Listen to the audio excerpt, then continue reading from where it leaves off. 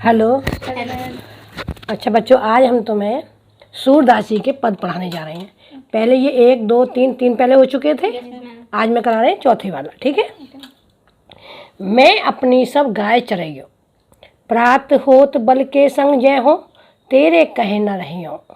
ग्वाल वाल गायन के भीतर, नेकऊ डर नहीं लागत।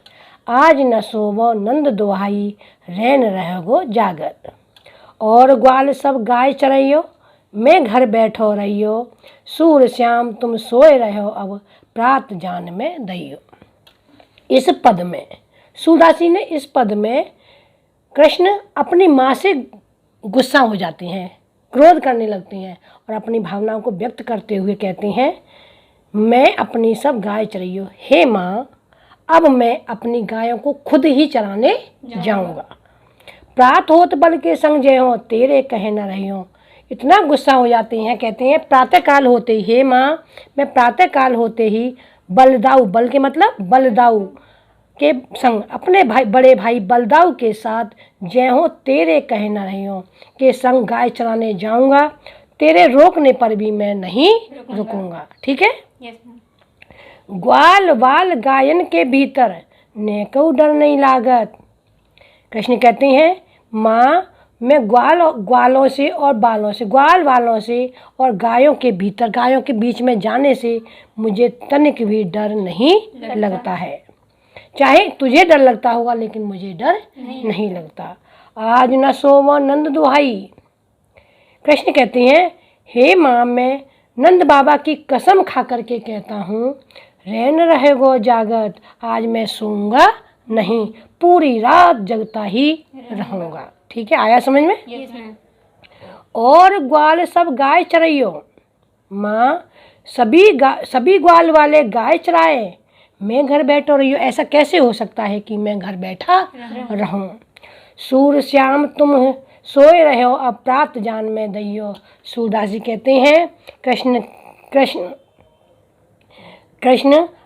कृष्ण से उनकी माँ कहती हैं कि अब कन्हैया तुम सो जाओ, प्रातः काल में तुम्हें गाय चराने के लिए जरूर ही भेज दूंगी, ठीक है। अब देखो इस पद को करते समय हमें क्या करना है। पहला पद है यानी चौथा पढ़ाने वाला। संदर्भ में प्रस्तुत पद हमारी पाठ्य पुस्तक हिंदी काव्य के सूरदास द्वारा रचित सूर सागर से लिया गया है, जिसका शीर्षक क्या है, पद है। प्रसंग, प्रस्तुत पद में श्री कृष्ण अपनी माँ से गुस्सा करते हुए कहते हैं। काव्य सौंदर्य व्याख्या मैंने तुम्हें करा दी, ठीक है। काव्य सौंदर्य में क्या करना है, श्री कृष्ण का अपनी माँ से क्रोधित होकर अपनी गुस्सा व्यक्त करते हैं, जो बड़ा ही मनोहारी है। सूरदास ने जिसका वर्णन किया है। भाषा ब्रज, अलंकार अनुप्रास, ठीक है। बच्चों अगले पद में कृष्ण क्या कहते हैं, मैया हो न चरइयो गाय। क्या कहते हैं, इसमें उल्टा कह रही हैं। पहले में क्या कह रहे हैं, माँ गाय चराने जाऊंगा, दूसरे में क्या कहते हैं, गाय चराने नहीं जाऊंगा, समझे। सिगरे ग्वाल घिरावत मोसो, मेरे पाए पिराए।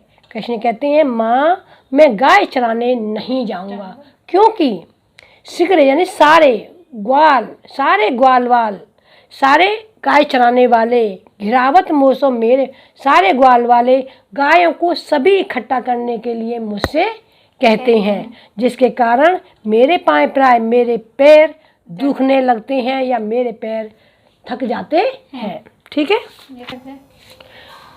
जोना पतियई पूछ बलदाउई, अपनी सोह दिवाय।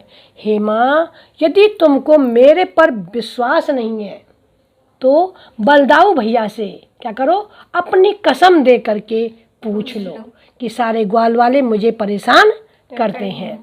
यह सुने माय यशोदा ग्वालिन, गारी देत दिशाए। इतनी बात सुनी, जैसे ही यशोदा ने कृष्ण की बातें ये सुनी तो ग्वालिन गाली देत दिशाए, गुस्सा करके क्रोधित होकर के सभी ग्वालिनों को गाली देने लग गई। क्यों? क्योंकि इन ग्वालिनों के कारण ही, इन ग्वालिनों के बच्चे ही मेरे बच्चे को परेशान करते हैं। मैं पटवत अपने लड़का को, आवे मन बहराए। कृष्ण यशोदा माँ कहती हैं मैं अपने बच्चे को, लड़का मतलब अपने बच्चे को केवल मन बहलाने के लिए भेजती हूँ, मेरी कोई ज़रूरत नहीं है, लेकिन मैं उसको मन बहलाने के लिए गाय चराने के को भेजती हूँ। सूर श्याम मेरो अति बालक मार तई रिंगाय। सूरदासी कहती हैं माँ यशोदा अपने बालक का पक्ष लेते हुए कहती हैं मेरा बालक कितनी मासूमियत के साथ कह रहा है। ठीक है। Yes ma'am. हेलो बच्चों, अब तो हम तुम्हें छठवां यानी 6 पद पढ़ाने जा रहे हैं। Okay ma'am. सखीरी मुरली ली जय चोर, जिन गोपाल कीने अपने बस प्रीत सबन की तोर। छिन एक घर भीतर निस्बासर, धरत न कबहु छोर। कबहु कर कबहु अधरन, कट कबहु खोसत जोर। ना जानो कछ मेल मोहिनी, राखे अंग अंग भोर। सूरदास प्रभु को मन सजनी, बंध्यो राग की डोर। ठीक है। इसमें क्या है, एक सखी दूसरी सखी से बातें करते हुए कहती, सखी मतलब सहेली, एक सहेली दूसरी सहेली से बातें करते हुए कहती है अरे सखी, सखीरी मुरली लीजिए चोर, इस कृष्ण की बांसुरी को चलो चुरा लेते हैं। क्या करते हैं, इस कृष्ण की बांसुरी को चलो चुरा लेते हैं। क्यों, जिन गोपाल की ने बस अपने बस, इस बांसुरी ने ही कृष्ण को अपने बस में कर लिया है। ठीक है। प्रीत समन की तोड़, और सब की तरह से उसके प्रेम को तोड़वा दिया है। सारा ध्यान कृष्ण इसी की ओर देते हैं, किसी और की ओर नहीं देते। छिन एक घर भीतर निस्बासर, चाहे घर हो या बाहर हो, दिन हो या रात हो, धरत न कबहु छोर, कभी कहीं रखते नहीं है, हर समय अपने पास रखते हैं। कबहु कर कबहु अधरन, कभी इस बांसुरी को ये हाथ में रखते हैं, कबहु अधरन कभी होठों पर रखते हैं, कट कबहु खोसत जोर, और कभी कभी अपनी कमर में लगा लेते हैं।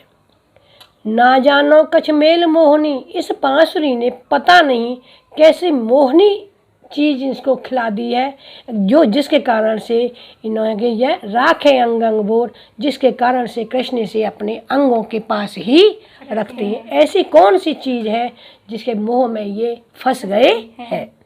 सूरदास प्रभु को मन सजनी, बंध्यो राग की डोर। सूरदासी कहते हैं कि ऐसा कौन सा प्यार है जिसके कारण मन से कृष्ण उनके बन गए हैं, उनके हो गए हैं। ठीक है। Yes ma'am.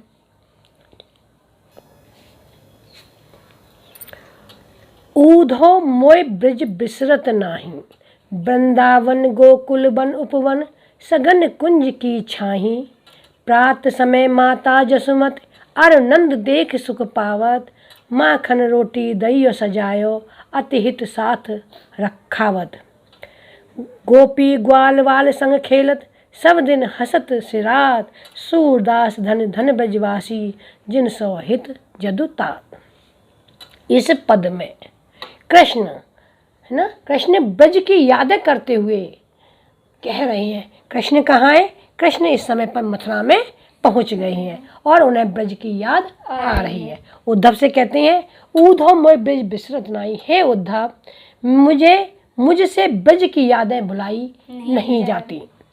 क्या क्या याद आती है, वृंदावन गोकुल वन उपवन, वह वृंदावन वह तुलसी का वन, वृंदावन मतलब तुलसी का वन, वह गोकुल वह वन उपवन, और वह घनी कुंज की छाएं, घनी वृक्षों की छां, ये मुझसे बुलाया नहीं जाता। और क्या होता था, प्रात समय माता जसुमत, और नंद देख सुख पावत। प्रातःकाल होते ही माँ यशोदा और नंद बाबा मुझे देख करके सुख का अनुभव करते थे।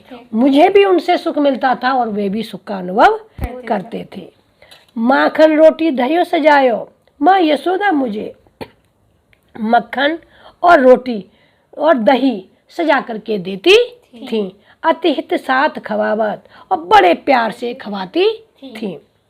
गोपी ग्वाल वाल संग खेलत, और मैं दिन में क्या करता था, मैं दिन में गोपियों के ग्वाल वालों के संग खेलता था, सारा दिन हंसते हुए खेलते हुए व्यतीत हो जाता था। सूरदास नंदन ब्रजवासी जिन सो हित जदुतात। सूरदासी कहती हैं वे ब्रजवासी, ब्रज के लोग धन्य हैं जिनसे कि कृष्ण को इतना मोह है, इतना याद कर रहे हैं उनको, वे ब्रज के वासी बड़े ही धन्य हैं।